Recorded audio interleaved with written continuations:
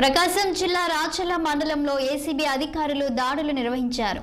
రాచర్ల మండలం అనుములవీడు గ్రామ electrical line map వీసీహెచ్ Ramalingaiah 20,000 రూపాయలు లంచం తీసుకుంటూ ఒంగోలు ఏసీబీ అధికారులకు పట్టుబడ్డారు. ఫిర్యాది కిరణ్ తన పొలంలో ట్రాన్స్ఫారం బిగించుట కొరకు లైన్మెన్ను సంప్రదించగా అతను 20,000 రూపాయల లంచం అడగడంతో రైతు ఏసీబీ అధికారులను సంప్రదించారు.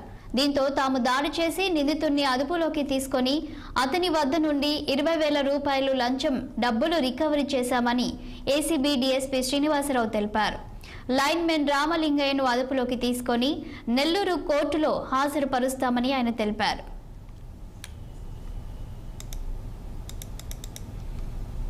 రాచర్ల మండలానికి చెందిన అనుములవీడు విలేజ్ గ్రామానికి చెందిన ఇతను వాకా కిరణ్ కుమార్ అనే అతను వాళ్ళ నాన్నగారు వాకా వెంకట రంగయ్య గారు తను 1 ఎకరా భూమిలో బోరుబావి వేసుకుంటారు. దానికి కొత్తగా ఎలక్ట్రికల్ ట్రాన్స్ఫార్మర్ మరియు ఎలక్ట్రికల్ లైన్స్ వేయటానికి అతను ఈ నెల 6వ తారీఖున గిద్దలూరు ఎలక్ట్రికల్ పవర్ ఆఫీస్లో అప్లికేషన్ సబ్మిట్ చేస్తారు.